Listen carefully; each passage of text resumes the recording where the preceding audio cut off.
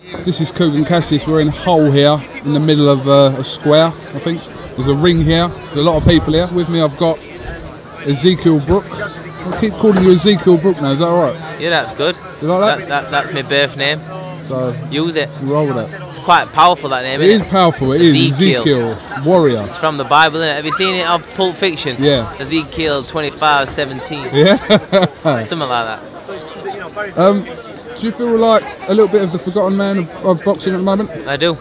I'll be honest with you.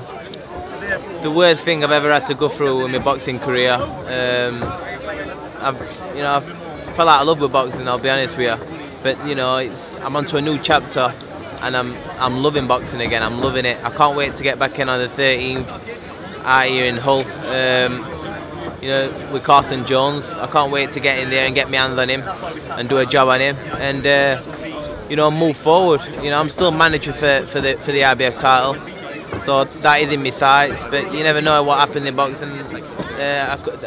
We could go another route. I'm high in all governing bodies now. I just want, I've missed the fans, and I think the fans have missed me. So I can't wait to get back in now. How painful was it for you to go through that May period where obviously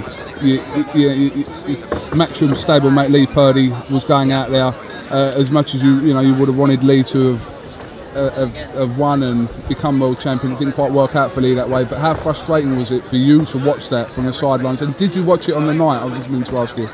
I'll be honest with you, I didn't watch it. I couldn't watch it. I couldn't put myself through it. I was that down. I couldn't watch the fight, knowing that I should have been in that night, and I would have definitely won that world title. If you would have seen me before the injury, the best I've ever looked. I was knocking my sparring partners out for fun in sparring. I was ready, but no fault of my own. I've never had an injury, and for the biggest fight in my career, it happens. I got one, so I was down, but I'm back, and I'm going to come back with a bang. What do you know about the mandatory situation regarding the IBF at the moment? Where do you fit into all that at the moment? Do you know? Yeah, the mandatory comes back up, because he boxed Purdy, so I've got to wait. I don't know the full details, but I know that early next year, the mandatory comes back up again, and I'm #1 for that. So that's when we're back on. But it's just the welterweight division is exciting. There's Matisse, there's Madonna. You know that it's alive, that welterweight division. I can't wait to just get my break, and show them all. But I'm #1 because it's there's some unbelievable fights out there for me in this division.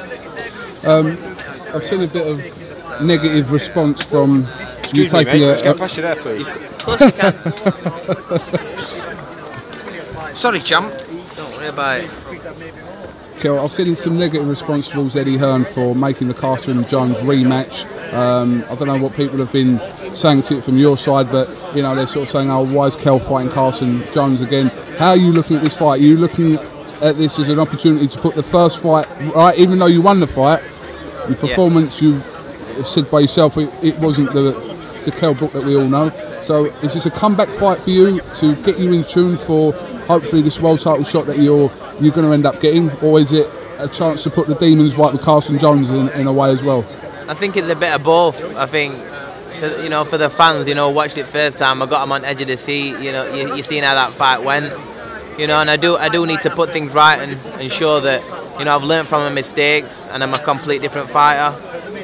I'm excited about the fight to get back in and really put it on him and show him that that I reckon that limit is best and that would make me my worst.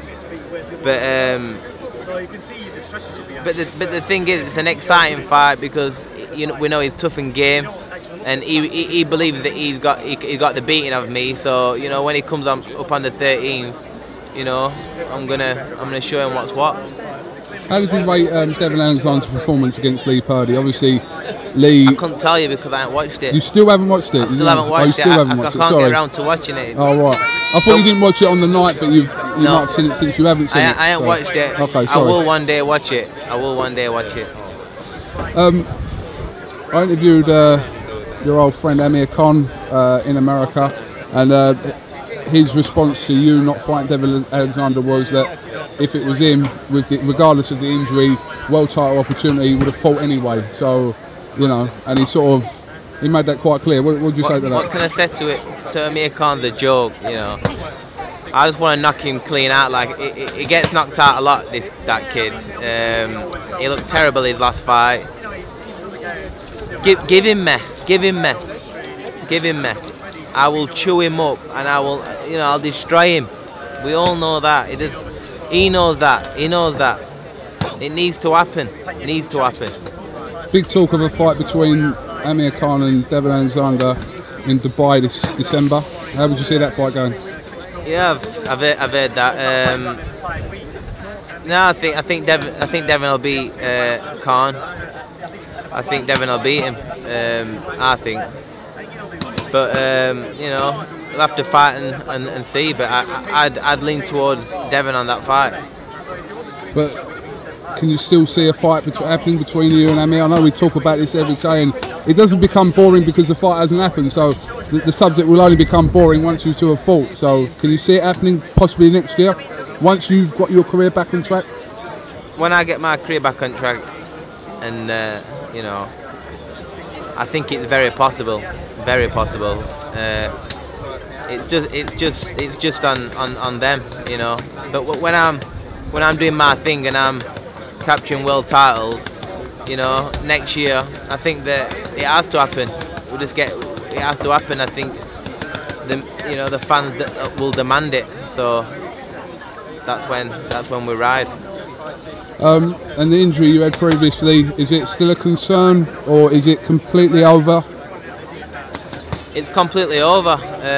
You know, it was a slow rehab. You know, putting weight on it, going through what I had to go through to get it back good.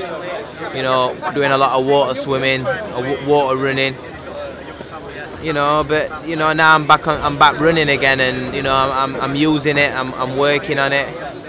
You know, I don't want to test it as in trying to go completely all out on it, but I'd say that I think it's 100% just about there.